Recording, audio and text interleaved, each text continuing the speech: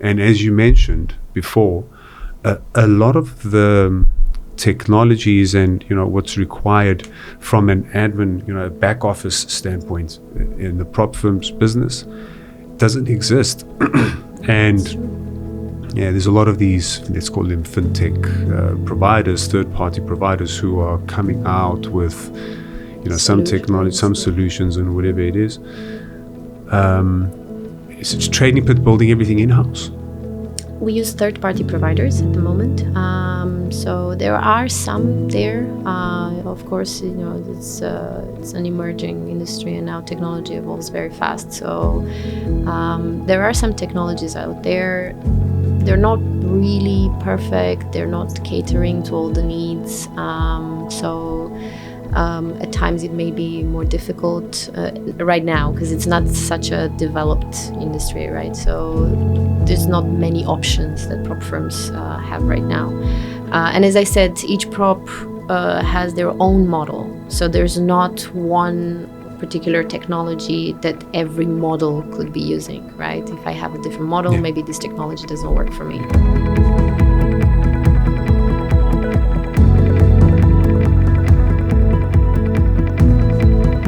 Welcome to the Financial Frontiers podcast. My name is Dinos. Please remember to like, subscribe, and share this channel. It helps us create more content and deliver more episodes for you.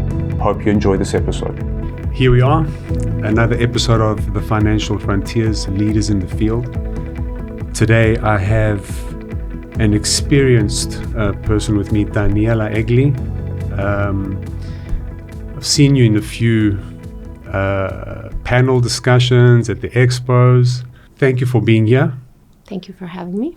Let's start with you telling the audience, the viewers, give a bit of background about yourself, introduce yourself, and let's get into a conversation today, mainly around the prop trading service that has become a bit of a trend, in the past year or 2 years. I'm from Romania. I grew up in Romania and I studied in Romania, and then my father was in Cyprus for some years, so I decided to come to Cyprus, to the sunny island of Cyprus, check it out, stay for the summer, and then be on my merry ways. That was after university. But as we all know, this beautiful rock has a magic of keeping people here. So 16 years later, here I am. I started my career actually in portfolio management, but in very junior roles, back office. Then I moved into reception and transmission of orders and dealing.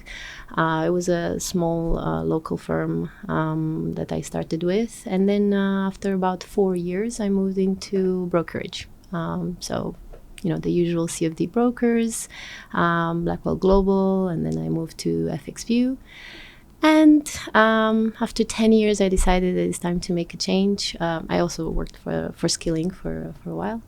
And I decided to make a change. I had the opportunity. I met our co-founders, Ilimar Matus and Christopher Radiker.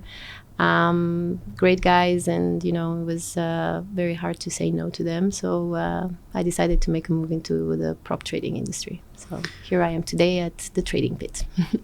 Cool. So Ilimar is, for those who don't know, obviously is a big figure in the industry, one of the founders of Tickmill, right?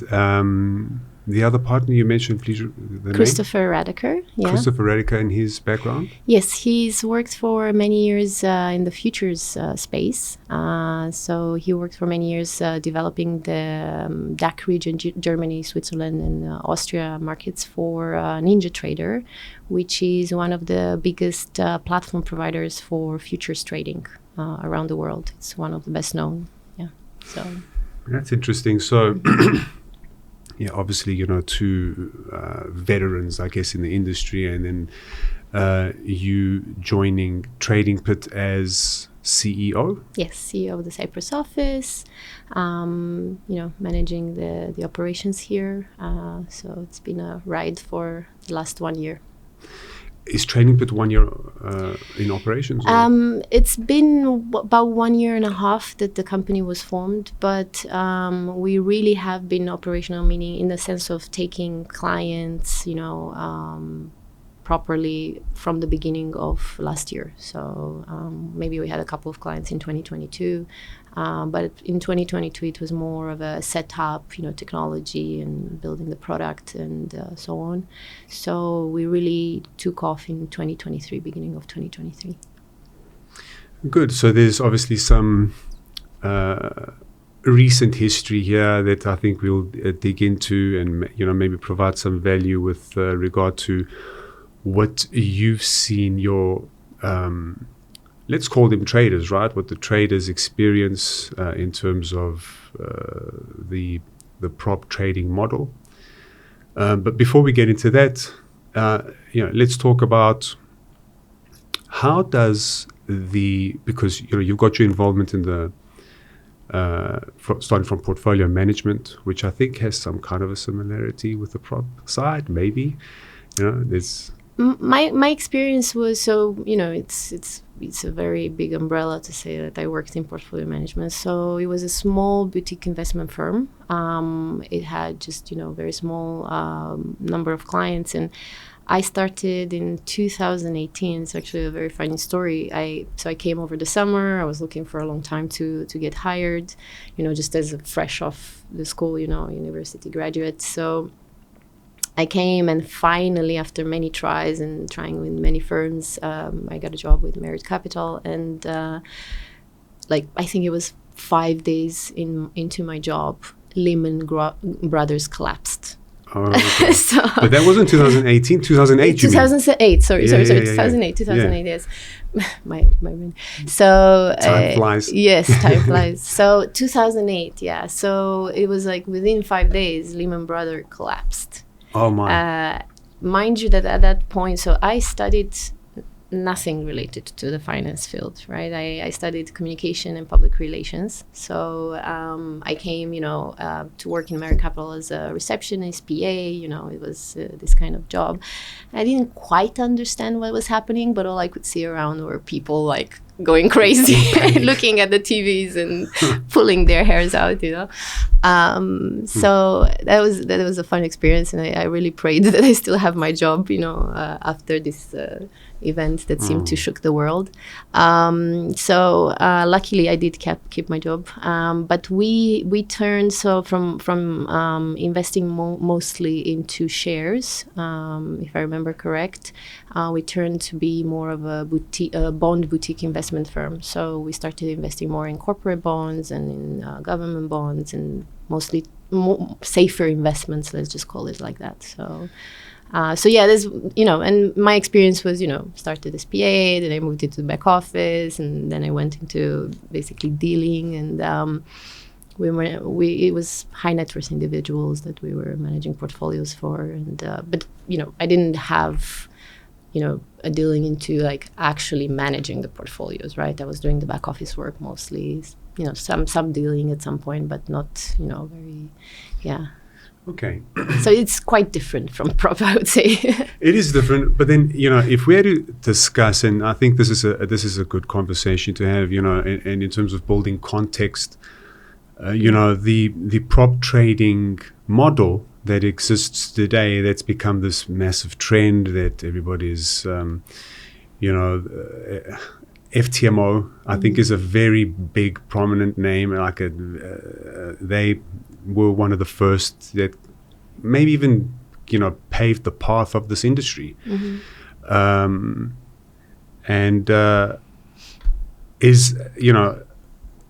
It's not like they invented proprietary trading. It existed in a legacy form before. Mm-hmm. And maybe we can, because that's why I say in similarities is, like the hedge funds or proper proprietary trading, where traders are trading the firm's capital, or, in hedge funds, you're trading the capital of, like a family office. Mm-hmm. So that's what I mean by, the legacy form, where how it's similar, because you're trading the funds of someone else or another entity. Yes, in a sense. So I don't know if legacy form is necessarily the best word for it. I would call it more traditional prop trading, because I don't think that the model that we work with will replace the traditional model. I think there are very different models, and they also cater to very different audiences, I would say, right? So in the traditional prop trading model, you have very experienced traders with a track record. They come to the prop trading firm, they show their track record, and they are given a desk that they have to pay a fee for, like maybe 5,000 a month or something like that. They get access to the markets, there's the whole setup there, their screens, their access to the markets, maybe they have some back office support and, so on. So they just need to come in and do their thing. There's a risk manager usually that's on top of these traders to manage exposures, to manage the risk parameters, making sure that they don't overexpose and they don't lose too much of the money, because they do get access to the real money of the firm, right? Like, it's quite high risk, if you can imagine. You don't just grab someone from the street and here's my money, trade for me, right? So it has to be done in a very managed way. So the audience for this model is quite professional traders. They have a background in trading. They trade various markets. Usually it's like futures, options markets. In our model, there's several differences, right? So first of all, one of the differences is that everything is online. We cater to traders from all over the world. They don't need to physically be present in our office, right? So everything is done online. The second difference is that our traders can be any traders, right? We don't expect and we don't ask for a track record, because our model asks them to get a track record with us, basically. This is kind of the difference, because they sign up, they pay a small fee that anybody can afford. We're not talking about the 5,000 that the traditional prop charges for the desk, right? So they would pay a small fee to take part into an evaluation process. So this is where you would say that they get some track record, right? And if they pass this evaluation process, which has some rules, has some risk parameters that they need to follow. Usually it has like a profit target that they need to reach within a set period of time, or no period of time, just a particular profit target. If they show consistent risk management, mitigation strategies, if they show that they have a good system, they achieve the profit targets, then they go into another phase, which is called a scaling plan or an earning phase. And in this earning phase, whatever profits they make, we have a split with them. Usually they get most of the profit. Now, one of the main difference between the traditional prop trading and our model is that traders do not get access to our capital directly, right? It's usually, most of the times, for us for sure, all of the time, and I'm saying most of the times because I know some prop firms, they say they also give access directly to their capital, but in our case, we always have our traders trading on demo accounts with virtual capital. And this is because of this exact reason that we don't have a track record before they come in. Anybody can come in. Anybody can sign up, right? There's no barrier to entry. The only barrier to entry for them will be that fee that they pay. So if they've heard about prop trading, but they've never traded before, they can come in, right? So as you can imagine, we cannot just give access to our direct live account, because that would be a very huge risk for us, right? So in our case, traders always trade on demo accounts with virtual capital, and when they go to the second phase, the earning phase, we call them signal providers, because in this phase we profile our traders, and whoever we see that they have very big chances of consistently making profits, we copy their trades to our live environment. right? But that doesn't affect their ability to get a profit split and so on. So there's quite a few differences, between the traditional prop space and our model. Our model is very similar to, I guess, what the brokerage model was initially many years back. I don't even remember, maybe 20 years, I would say. I don't know if my brokerage history is accurate, but maybe let's say 20 years ago, a trader, normal trader, like us, they wouldn't have the ability to trade online on a platform with $500, deposit. Back then you would have to open an account directly with the stock exchanges, and you'd have to put at least $10,000 in deposit. So it was quite a high barrier to entry. So at that time, the brokerage model came about, and it really is, I don't know if the word is democratized this space for the everyday trader, right? So this is pretty much what's happening with the prop model as well. I feel like it gives the chance to traders who want to become professional traders to get into this space with lower barriers to entry. So. Yeah. Okay. So that makes a lot of sense. So it's in comparison to the normal brokerage model, where it's the biggest difference, and from what I understand, is the barrier to entry being the amount of money that you need to get access and to start trading.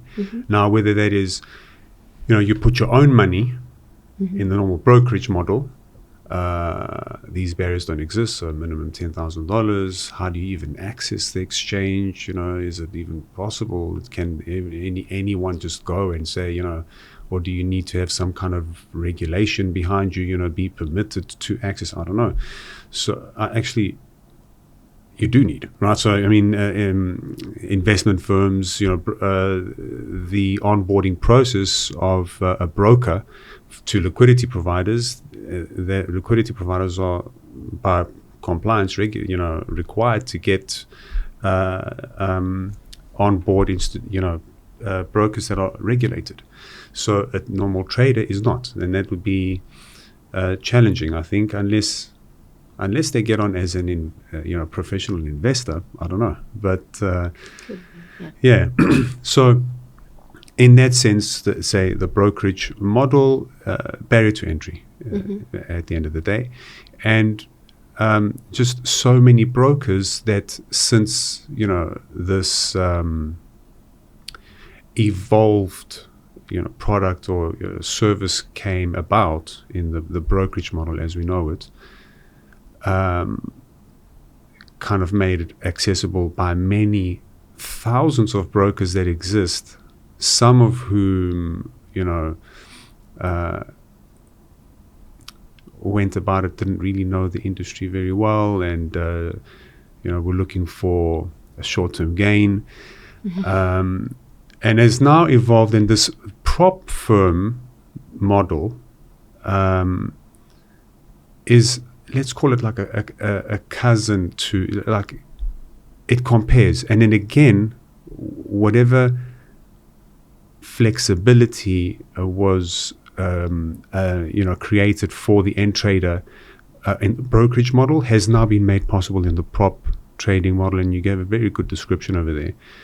And now I'd like to maybe touch in a little bit about, because as we saw in the brokerage model, some bad participants where traders got burned because of, a bad intention from the,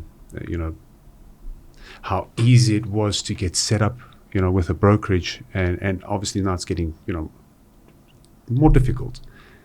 With the prop space, the prop trading space, it's a gray area. There's no regulation. I think we need to discuss that a little bit, only for, let's look at what happened with the brokerage model, and, history repeats itself. We understand the differences. The differences is in the standard brokerage model. the small investor has access to the markets. They don't have $10,000, they've got $1,000, they've got $500, and then they're able to access the markets that way. And, brokers were easier to get set up 15, 20 years ago, and now it's not so easy. Prop firms are now super easy to get set up because there's no regulation. It's demo money or whatever it is. You just explained a lot of things that for me makes a lot of sense in the way the trading pit has been set up. And that is, you're doing it the right way. Because when regulation comes in, and when it does, and it should, all these things check off properly. Like, it's demo money. You're not accessing real money because it's a big risk for the prop business. Because you are a business, you need to be available for the end trader who wants to try and access the markets and learn. You need to be in business for you to stay. But the difference is these traders are using demo money, and when and if they pass and prove that they're able to actually trade, then they move into this real money funded account situation where you mentioned there is some kind of a risk management that Trading Pit and the likes of Trading Pit needs to have in place in terms of what you choose that you actually pass to the markets. And that kind of touches a little bit on, you're not a broker because you're trading your own money off of the signals that these traders that have come at mass have, out of that mass, whoever's proved themselves and kind of, got into this, reached the top, they've passed evaluation. That's what you're using to trade. So I've touched on a lot of points, and I'm going to give you the first question. Okay. Because I built that context. Now, the first is compliance. Okay. What would you advise? Because until the regulator comes and catches up and whatever it is, and you can give your opinion about what the best approach would be for a regulator to kind of embrace this market and regulate it. Because regulation is good, in my opinion. It protects the end investor. But until then, what would you advise an end trader who's looking to pay that small fee, that subscription, even though it's a small fee, $100, $200, I've seen some that are even $1,000. It's still money for that end trader, right? How would you advise that in this current unregulated space, the trader protect themselves as best they can? What would you advise on them to look at before they actually pay that subscription? Because, and just to end this, there will be, and I'm not sure, I don't have the names, and if I had the names, I'll state it out here if I was 100% sure who these bad participants are, because there are hundreds of prop firms that are getting created. Week by week, they're just popping up. And I'm not so sure they all have the knowledge and the experience that the Trading Pit has, for example, or like FTMO, right, that are in this or the Fivers. There are a few that are good. I'm putting names out there because I'm confident to say them, right? But there are hundreds, and some of these are maybe looking to exploit a trader who doesn't know. So many ideas to answer this question. So many layers. So let's start with just to also give a little bit of insight. I know a little bit about regulation. I wouldn't call myself an expert, but in my experience working in the brokerage industry, I actually was head of compliance in a couple of the firms that I worked. So, I worked directly with regulators in different jurisdictions, and I was responsible for making sure that our companies are following the regulations, to a T, because you don't want to get in trouble, right? So I have a little bit of an insight, or maybe a little bit of understanding of that angle. So if we look at the basics of what is regulation set out to do, when we talk about the retail business. And I think that SciSec, in some of their speeches, in some of the events that I attended, they underlined their mission, and which is to protect the retail investor, right? And what does that mean? That means that they need to ensure that there's a level playing field, that the services offered to the retail traders are following a certain standard. The standard is regarding the transparency and the objectivity of the service that they provide, that they are not dressing up the service as something that it is not, that they don't overstate, the ability to make profits or not. Like they have to be very objectively, right, presenting their services to the clients, and making sure that they offer their services to the clients that really understand the risks involved, right? So these are, let's say, this is like the main mission in very short and very succinct way, right? They need to protect the investor. They need to make sure that the investor knows what they're signing up, that there is a lot of transparency in regards to the services, to the costs, to the and possible results.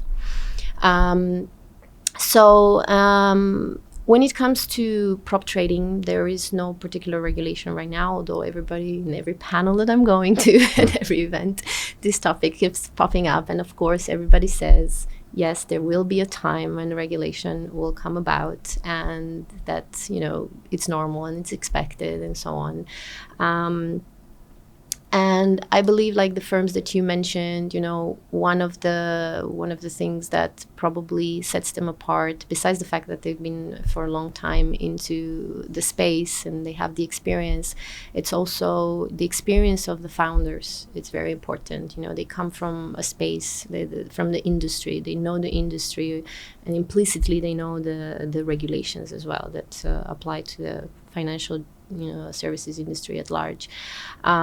So that's important, because they will do things in the right way for the trader, because they can be doing something wrong, and then the next day the regulation comes, and of course that would affect their business, right? And them, and like us as well, we have a long-term view for our business, right? We want to be in the market for the longest term possible. We want to do the right thing for our traders, and our mission is to offer the best value possible to our traders, and making sure that they are supported through their trading journey, to make sure that they can reach that level when they can say they're professional traders, or they can make a living out of it, and they just have a consistent experience in trading. Now, of course, like in any industry, and if in any probably, emerging industry, there will be some bad actors as well. It's human nature. We'll have the good guys and the bad guys, right? My advice to traders that are watching us today is that they have to spend a little bit of time in researching the company that they will be signing up to. Right. So one of the aspects is look at who's behind the company. Can you find out who's behind the company? Because a lot of the times companies are just a website, opaque, giving some sort of information, some access to buying a challenge. But other than that, you don't know who the humans behind it are, right? Are they coming from the sector? Are they coming from a different sector? Do they have an understanding of the business, of the environment, and so on? Is there a reason for them to be hiding, and not showing who they are, right? So these are some questions that, a trader could be asking themselves and trying to find out about the firm that they are signing up to. Of course, nowadays it's very easy it's not even about prop trading alone. Any company that we sign up with, usually we immediately go online and check reviews, right? Let's see, this company reviews, and you try to see some reviews online and see if they are a genuine company, if if there's some common complaints or that they can spot. So checking reviews of the firm, but also checking the source of the reviews is important. So going to a site like Trustpilot, it's more let's say a reliable source than going to, let's say, broker review websites, where they're being paid to just put a broker there. So maybe the reviews are not completely objective. So going to such a website like Trustpilot, to check the reviews and the rating, it's something that I would recommend. And I'm not saying, like all firms it's impossible for someone to just have positive reviews. It's expected there will be some disgruntled clients. It's but it's important to see what are the common complaints. Is there a common thread? It's am I always complaining about customer service, for example? Is that important for me? And that takes me to my next point about what's important for a trader is can I reach customer support easily? Can I, or do I need to wait for days to get just simple information? And customer support is not just reaching out to an actual human to talk to when I have a problem, but it's also, do I have enough information on the website to understand how this product works? What are the steps that I have to go through? What are the, whatever else I need to know to So it's important that the website has enough information for the trader also to understand what they're signing up to, how it works, what are the rules, because there will be a lot of rules. Of course, we talked about risk management. They need to learn to apply proper risk management strategies. So, and each prop trading firm has their own rules, so it's important for them to check what rules they have and if they are clearly explained on the website, so they don't have issues. So I would say that these are the reputation of the firm, the people behind it, customer service, reviews online, just to get a sense, is this a firm that wants to be around for the foreseeable future? Is this a cash grabbing short-term business?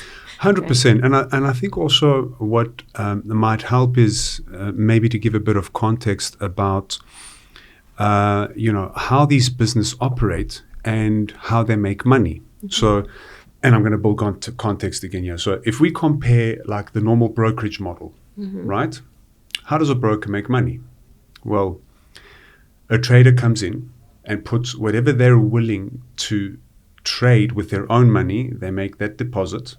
That's not the broker's money. That's the broker hasn't made a single cent up until the point where even a trader has sent their money to the broker. Broker has made zero money. The broker starts making money when the trader starts to trade, regardless of if that trade theoretically is a win or a loss, or it's regardless on the performance of the trade. When the trader places a trade, that's when the broker makes money, because the broker's a business. And what are they getting paid for? Well, they're getting paid to provide you, the trader, access to the markets in reliable systems that are performant.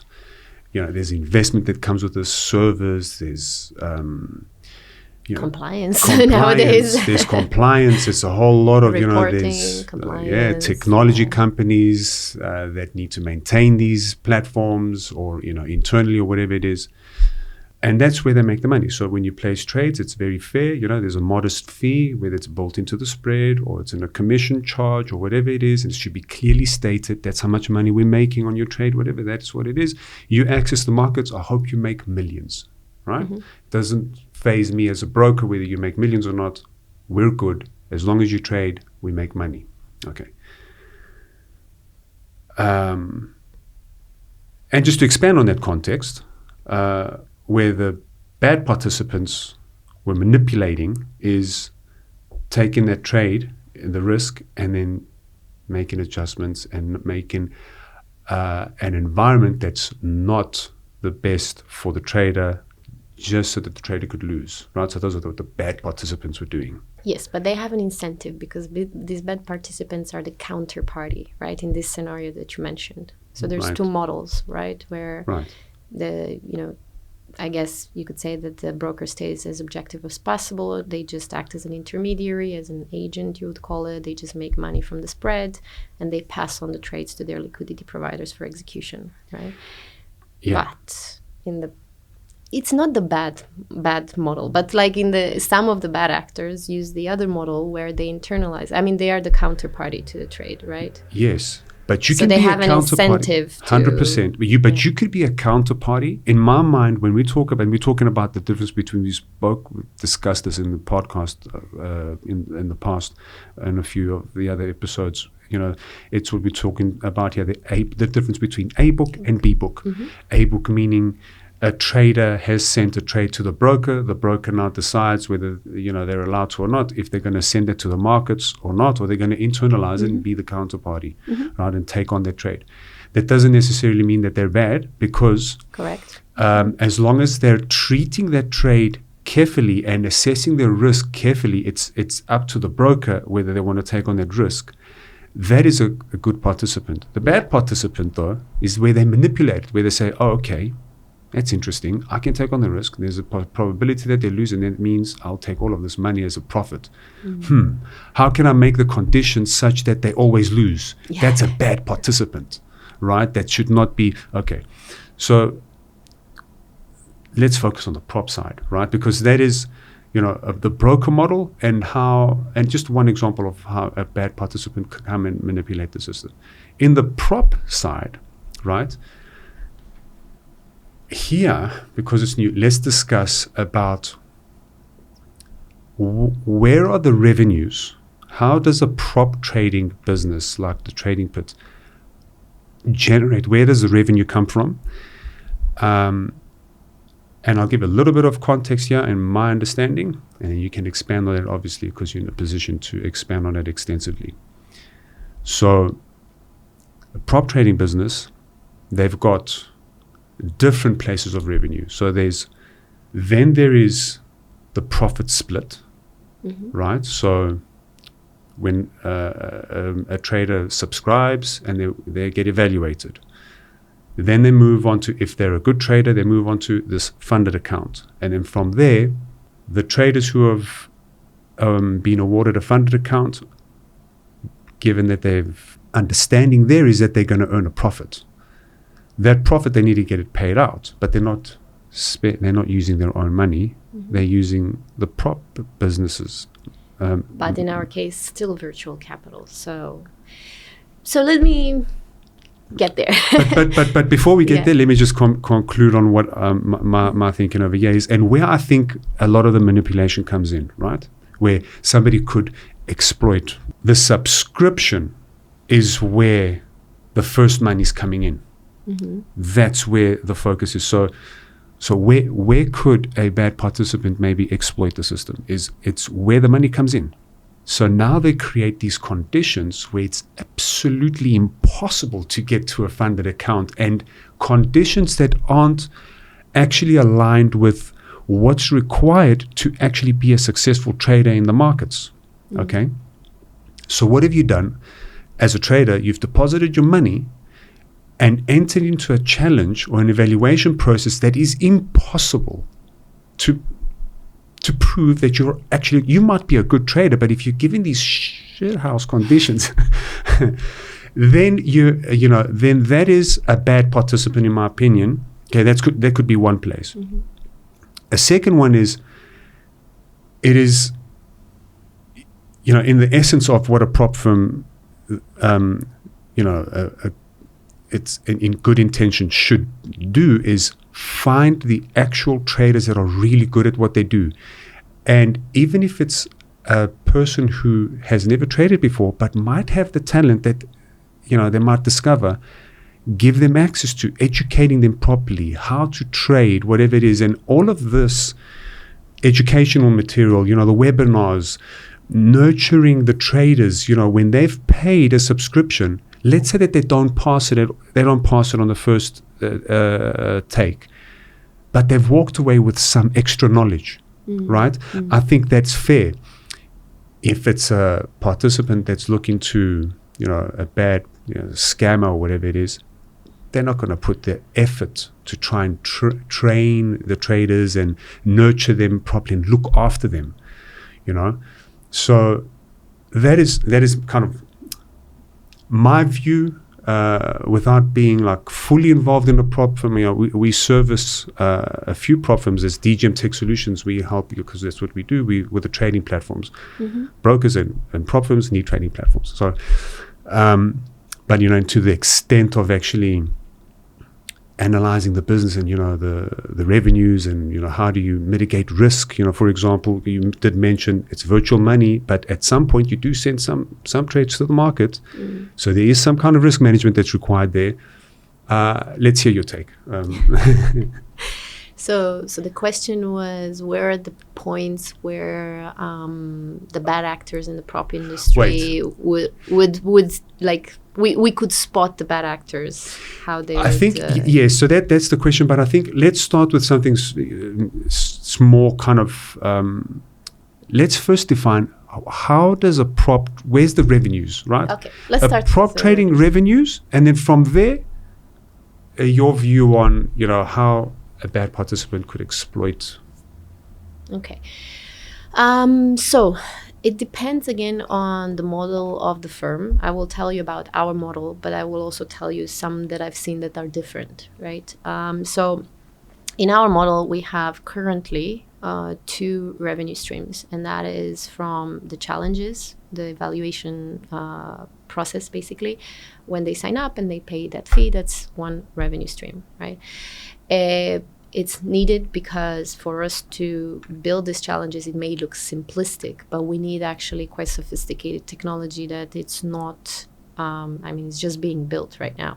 There was no technology for our model of prop trading before. So right now, just, these technologies are being invented. So it can get quite costly. So it's the technology, the operations, all the bank fees, operations, all the stuff, right? So we have to cover our expenses. And then our second revenue stream is the copy trading.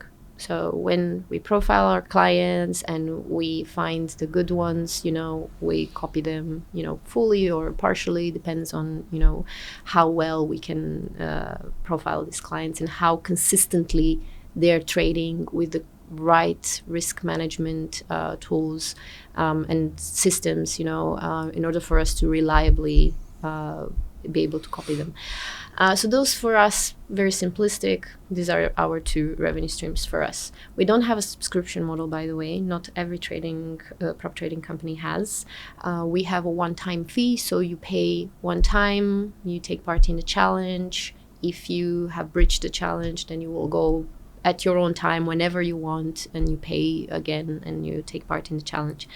Now, there's various prop trading firms out there with various models, and as you mentioned, there are those that have a subscription model. So you sign up and every month your card is being charged. Okay.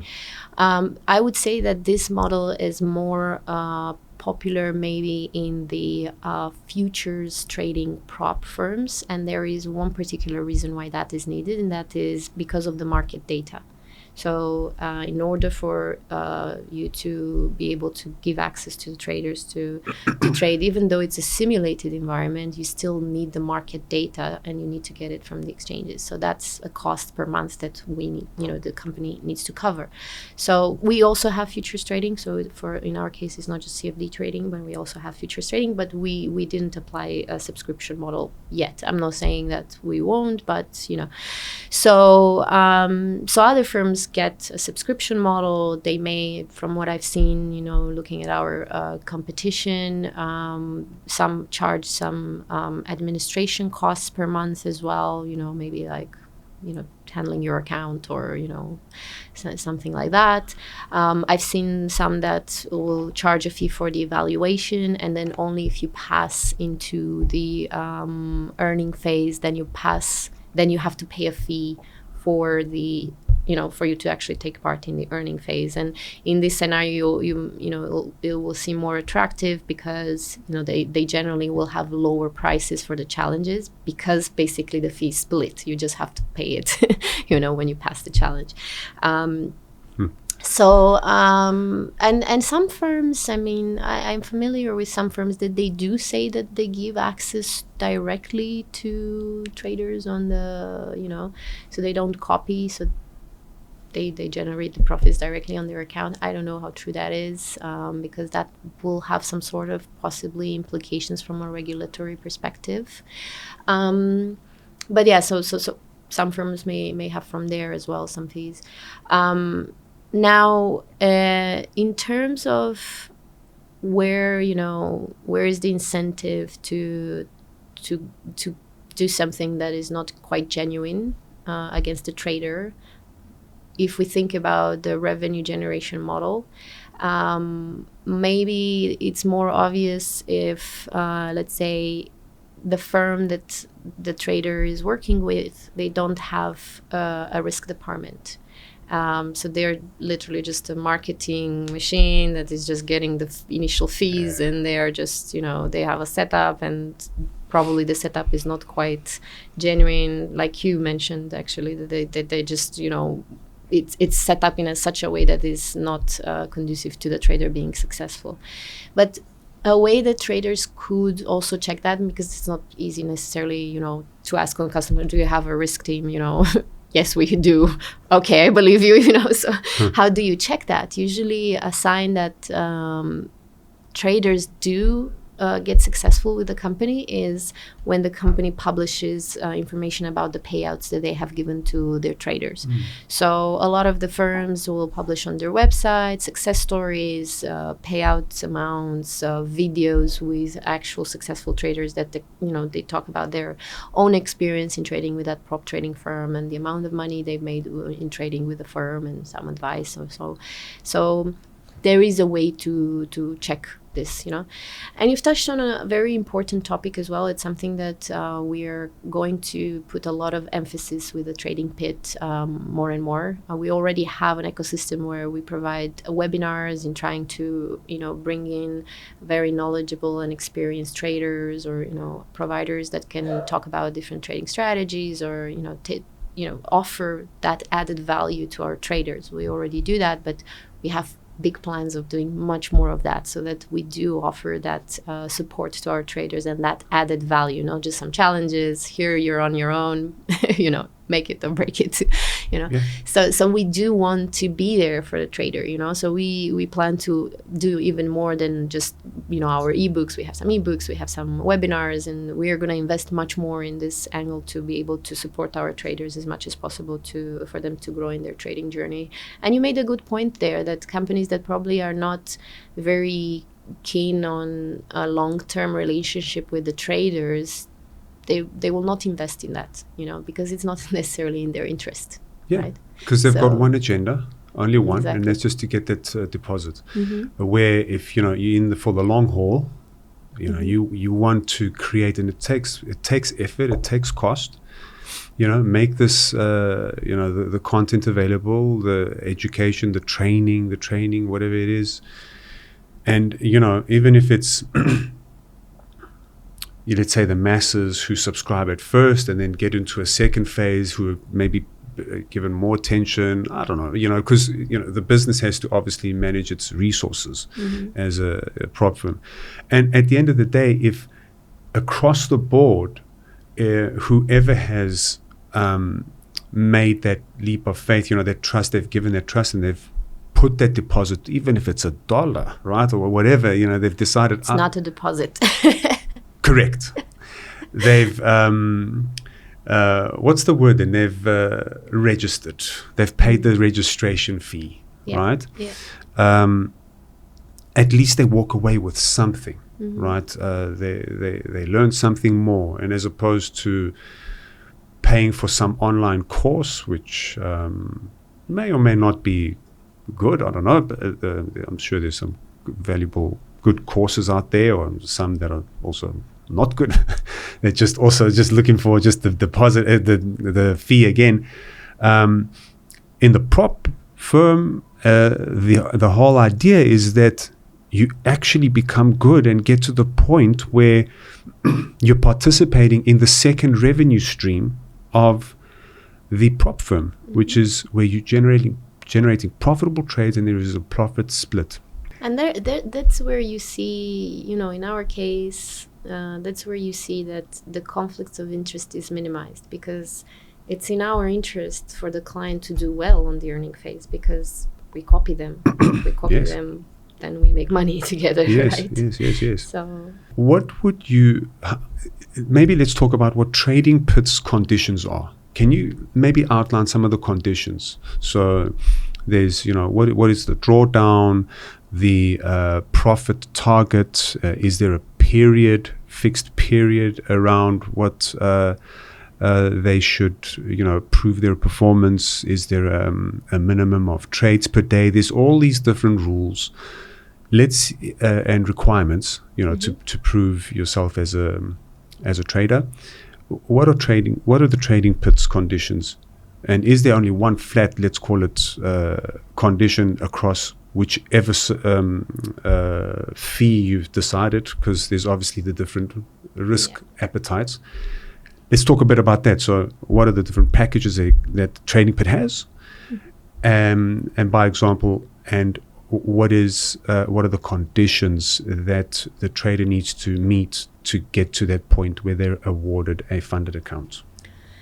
So as I mentioned before, we offer traders the ability to try their skills at trading futures or CFDs on various underlyings.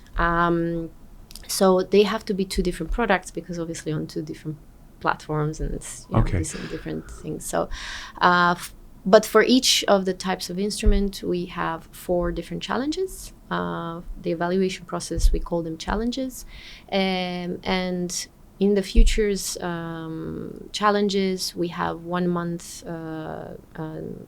deadline, testing period, yes.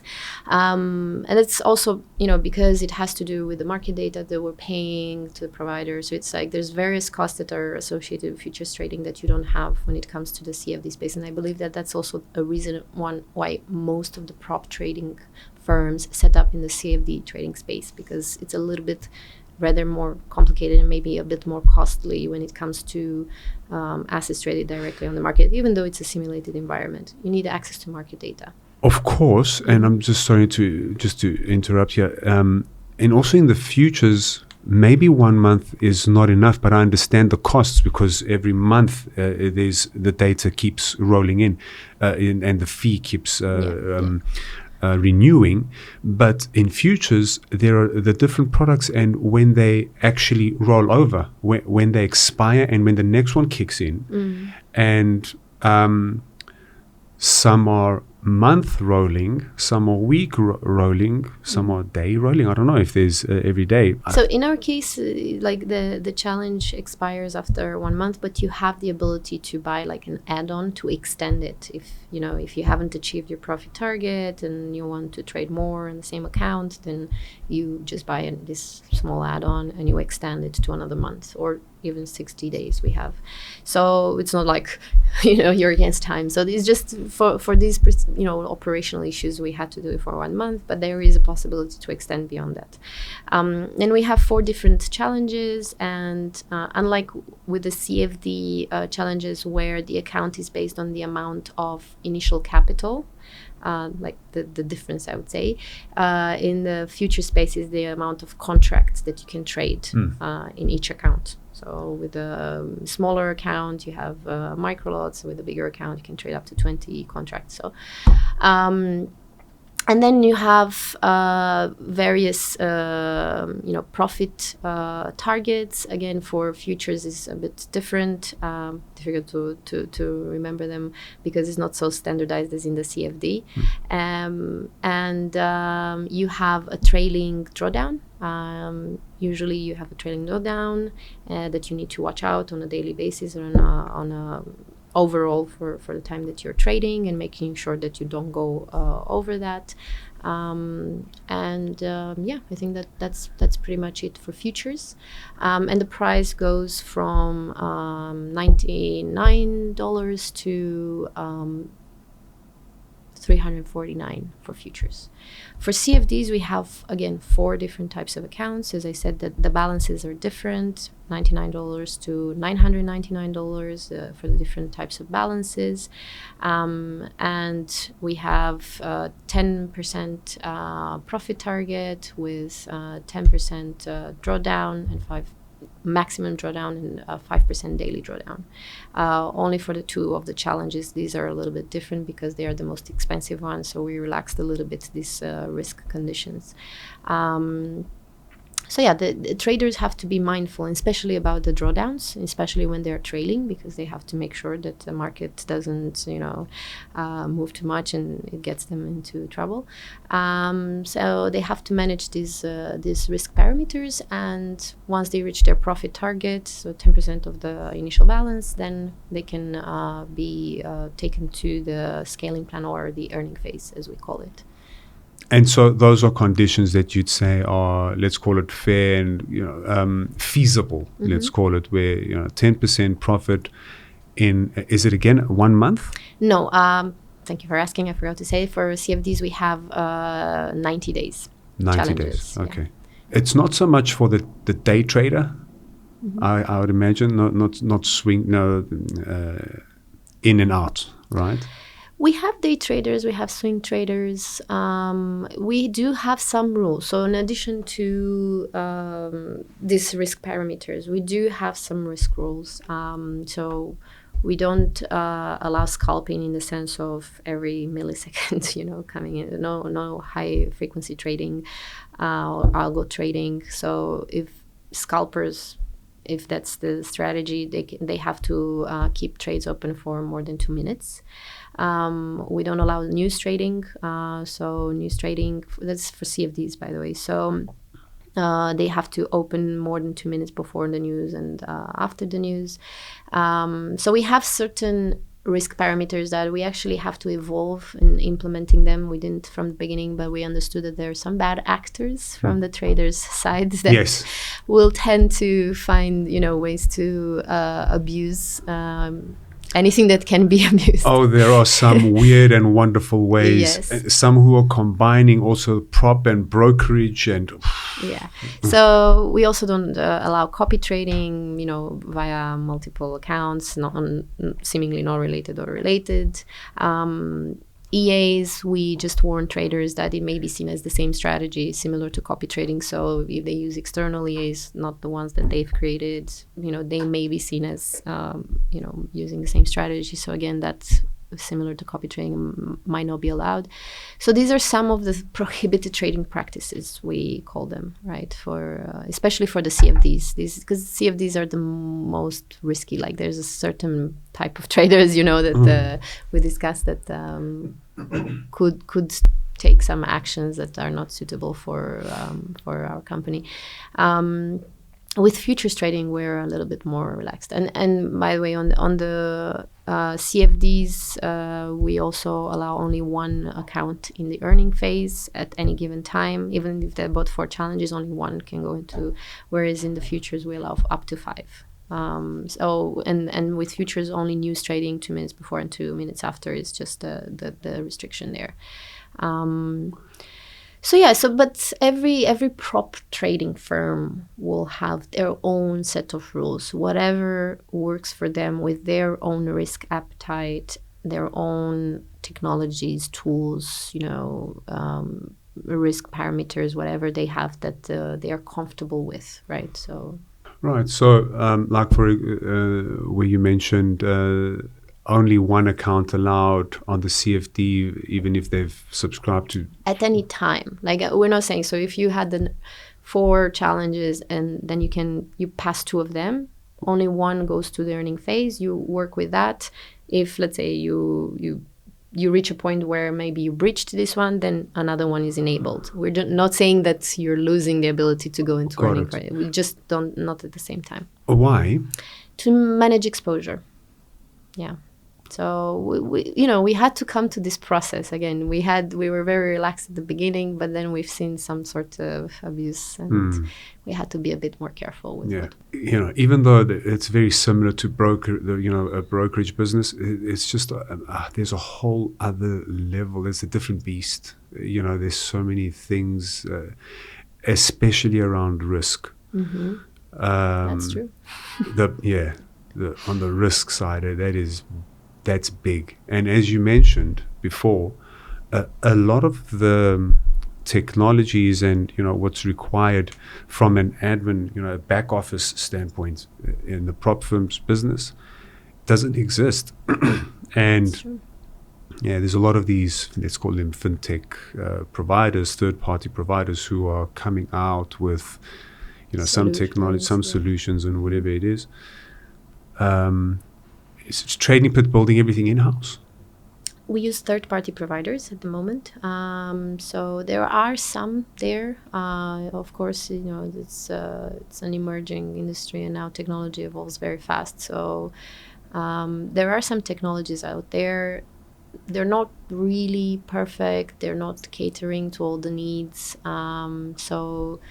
At times it may be more difficult right now because it's not such a developed industry, right? So there's not many options that prop firms have right now. And as I said, each prop has their own model. So there's not one particular technology that every model could be using, right? If I have a different model, maybe this technology doesn't work for me. But generally, yes, it's a little bit of a more sophisticated type of technology than the brokerage side because you have different type of data that you need in order to manage these accounts. So you need this bridge to rules, you need to set up your challenges, you need to manage the payouts, and managing the payouts is not like a deposit and withdrawal in the brokerage side. It's not, it's like an e-commerce kind of model where you pay a fee, right? It's like buying something online. But then when it comes to the payouts, when the trader makes, you have a different set of PSPs or payment providers, and it's a different process operationally to manage those because it's not related to something on a platform. And, it's very, very different.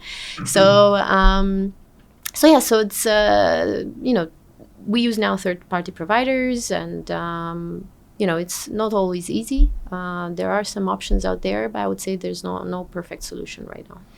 And I think as time passes, and the needs that come, that the market will obviously you'll get the feedback from your journey as a business, right? How's the experience for the traders, the feedback that you're getting from them, and these new requirements and needs as a business will come up and then need to be developed.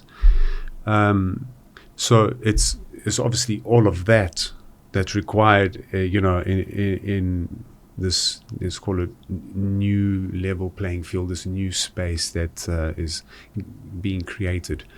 And then there's also the brokerage side where the trading conditions need to match.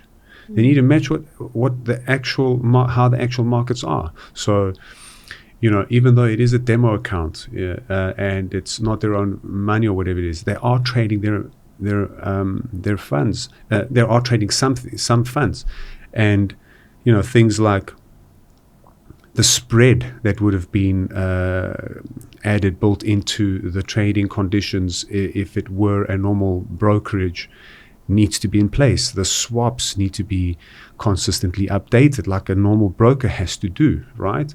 The commission charges, if they, the liquidity charges, all the technology that a normal standard brokerage model has, even though they don't apply for the demo accounts because they're not actually getting into that actual expense for a broker, they need to match, because when they've passed and they get to the point where they are awarded an actual funded account, they need to be trading in their conditions and the way the markets are actually working, and have proven themselves in that environment to be profitable. Correct. So you brought up a very important point here that I think a lot of prop firms that come into the market from very different backgrounds, that do not understand the financial services markets. They do not understand the brokerage model. Although we are definitely not a broker, there are some similarities, and our knowledge in the space protects our company from very huge risks. So one of the biggest risks that I see, because all this activity happens on demo accounts, is demo accounts are, demo servers are not really looked after. Trades don't go into the market. Execution is, there's no depth of the market. There's so many problems, right? The execution is very, very different from trading on the live server. as you probably know from your experience as Yes. well, if traders go to a broker, let's say, and they say, I want to test this broker, they will go on the demo account, they'll trade, they'll be successful, and they go open a live account, their experience will be very different. Yes. Right?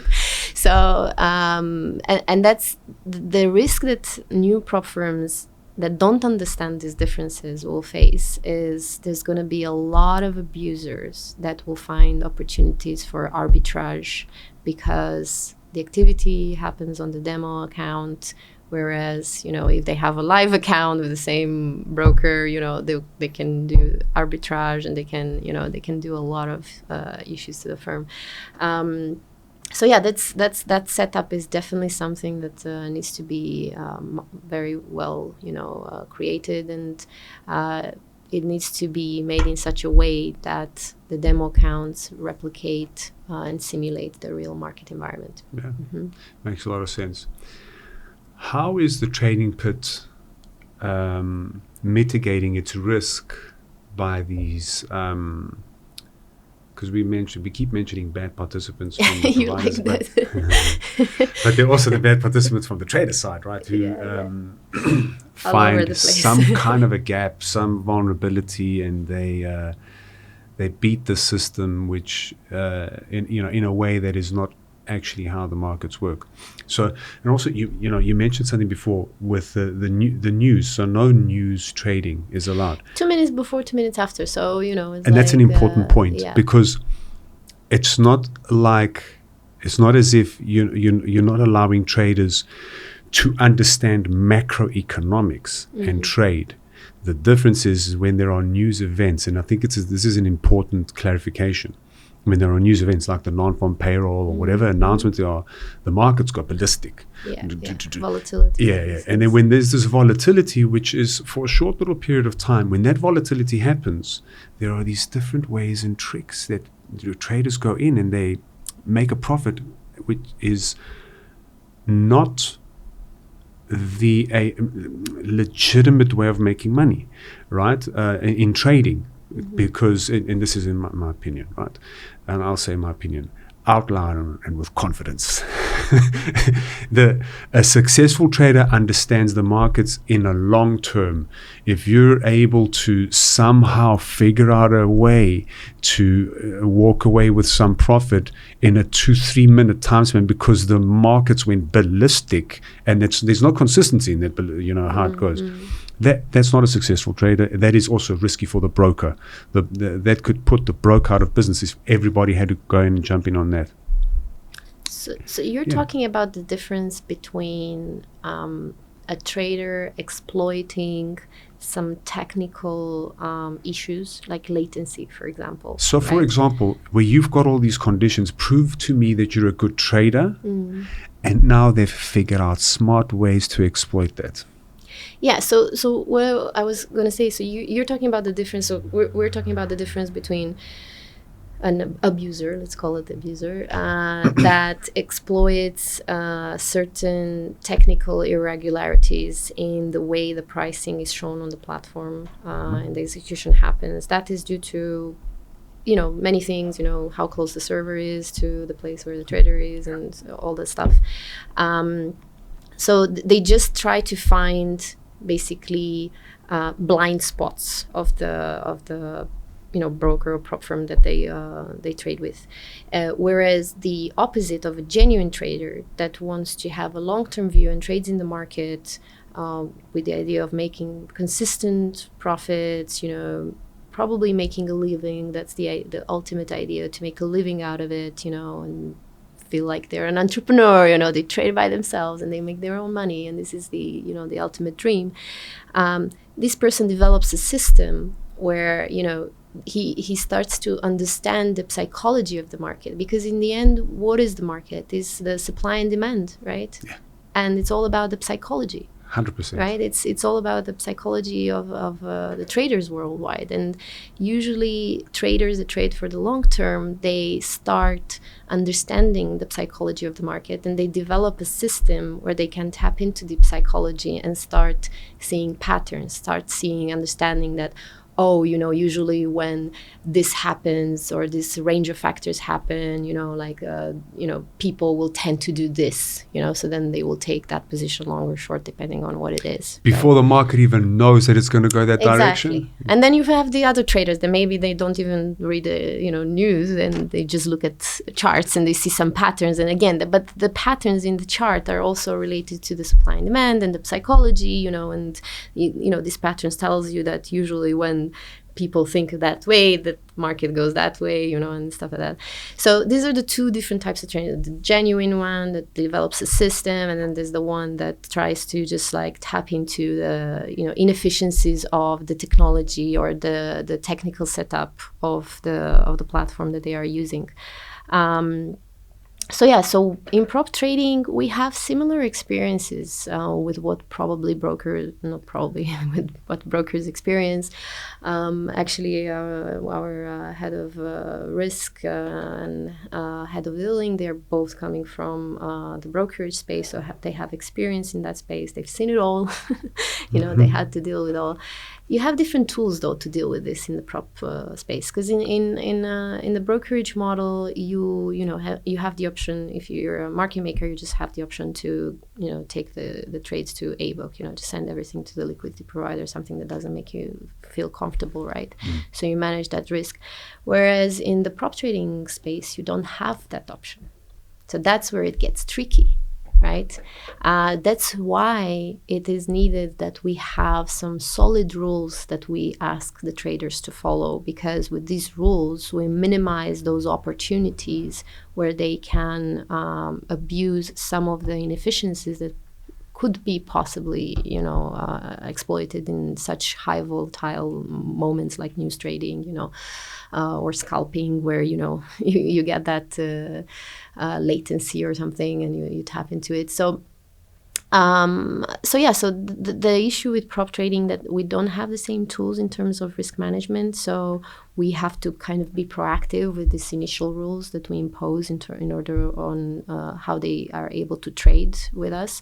And in general, as I said, our team, are developing processes where they can profile our traders and start seeing whether this trader is a trader that has developed a successful system, or is it just a gambler. For example, we've had quite a few those, where they just come in, just like they got all into the market, because what do they lose? They just lose the initial fee. Yeah. That's another difference between the brokerage model and the prop trading model, where the psychology is very different. 100%. When you go as a trader and you have to deposit 1,000 of your own money, you're not going to put that 1,000 one exactly, shot. Exactly. You're not going to do that. But if you have to pay 100 euros and you get access to 10,000 in capital. Yeah.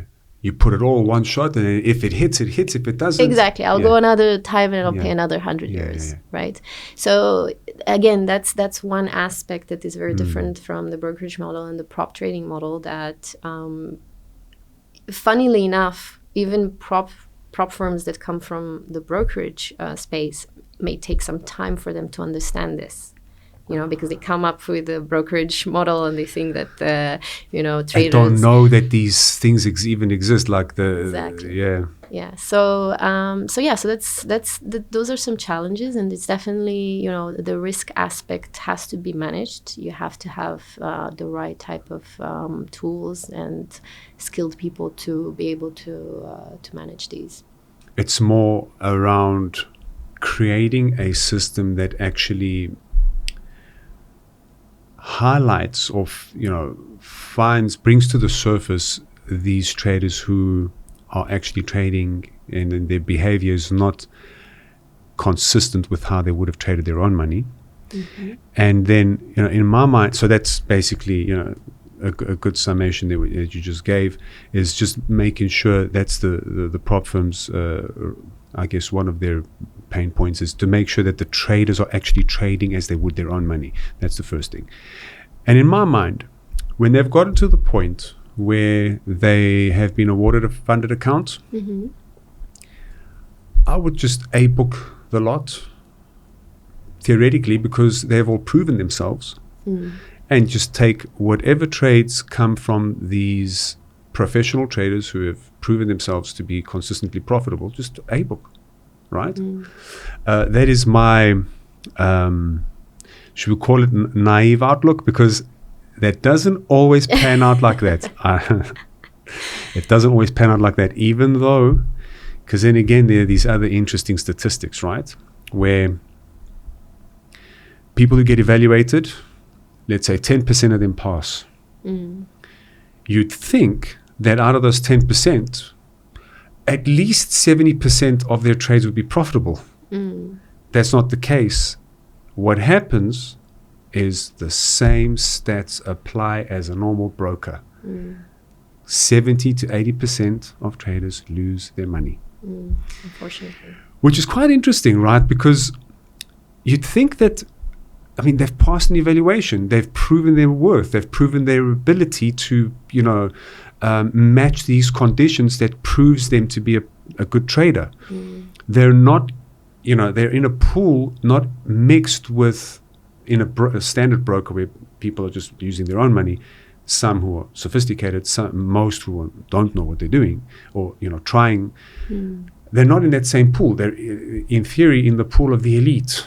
Of sophisticated traders, but then again these statistics come back in play. What's your take on that? I mean, why does that work out like that? Well, big one is psychology again. So our aim is to see this percentage going down, meaning having more successful traders, and this will be our mission in trying to offer this ecosystem where we support them along the way in constantly reiterating how important risk management is. We have seen a lot of things happening, with our traders. We have seen various types of trading activity. Unfortunately, we have seen a lot of gambling type of activity. This percentage of whatever 70-80% of the traders lose their money. But the question is, who are these traders? Right? If you were to ask all of these traders, are these people who are patient, disciplined, ready to learn and grow for a long time? Or are these people who've heard of prop trading and they think it's it's easy to make a quick buck or become millionaires overnight, and then they all flock and try to do that, and then obviously your percentage will be skewed, right? Yeah. We're trying to attract more of the people that want to be with us for the long term, that want to develop in this disciplined trader. Trading involves successful trading involves a lot of discipline. You have to develop a system, and it's not just the trading system. You have to develop a system of discipline around your life, the way you manage your emotions, the way you go about your day to plan your trades, how you plan your entries, your exits, what kind of risk management rules are you implementing, and making sure that you're consistent throughout. So I think this is the kind of like the messaging that we will try to keep putting out there for our traders in order for them to be successful, and also to filter out most of these other ones that think that is just an easy quick buck, get rich scheme overnight kind of deal. So I think that with the prop firms that will invest more in this kind of support for the traders, we will see these percentages, going down, and we will see more of the success stories. And yeah, I mean, this is my take on that. So Daniela, believe it or not, we've been speaking here for over an hour. Okay. Time flies when you have a nice conversation. 100%. And I think we've capped on the time here, but I think a second visit is needed. Okay. There's a lot to discuss. Given that your availability, thank you very much for coming through.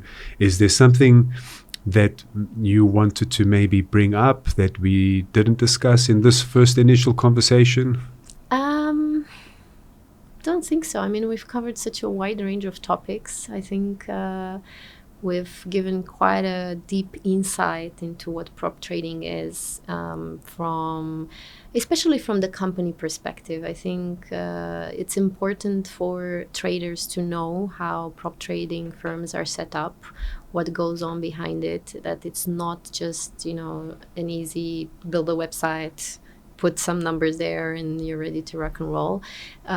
In order for the firm to provide genuine services to traders, there's a lot that goes into it, from technology to operations to risk management to educational content, tools, a lot of things that are going in there, and it's of course brand building as well, and marketing, and that's a lot that goes on behind it, with the ultimate aim to provide value to the trader, for us at the Trading Pit in particular. And there's a lot of good players out there as well in the market besides the Trading Pit, so I'm confident that this industry will filter out at some point, as we said, some of those bad actors, and we'll see some consolidation with some of the top firms that will provide value to traders. So this is exciting. History repeats itself. So I think, in the second session, maybe more focus on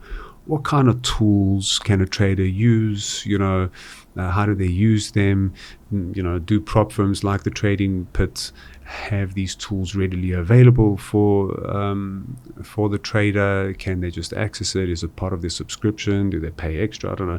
This business model will evolve, right? That's for sure. And these tools could be like another add-on. You're a business at the end of the day, right? You want to prove your worth, prove it, and there's a lower subscription fee, but there are these add-ons. I don't know. We at the Trading Pit actually have a lot of exciting projects coming up in terms of tools, in terms of content, in terms of a lot of things that we will offer to traders in order for them to come into our ecosystem and feel really at home, and feel that they can have support from many different angles.